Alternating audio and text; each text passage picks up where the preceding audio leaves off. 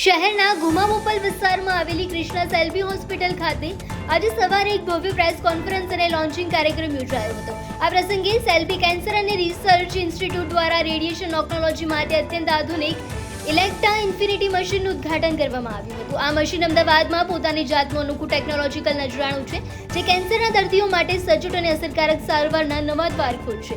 આ મહત્વપૂર્ણ મશીનનું લોકાર્પણ ગુજરાતના આરોગ્ય મંત્રી શ્રી પ્રફુલભાઈ પાનેસરિયાના હસ્તે કરવામાં આવ્યું હતું. મંત્રીશ્રીએ આ ટેકનોલોજીની પ્રશંસા કરતા જણાવ્યું હતું કે આ પ્રકારની આધુનિક સુવિધાઓથી કેન્સર જેવા ગંભીર બીમારી સામે લડવું હવે વધુ સરળ બનશે.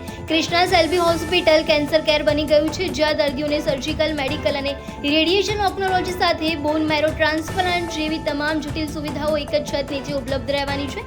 આ લોન્ચિંગ સાથે સેલ્ફી હોસ્પિટલે આરોગ્ય ક્ષેત્રે ટેકનોલોજી અને સેવાનો અનોખો સમન્વય સાધ્યો છે.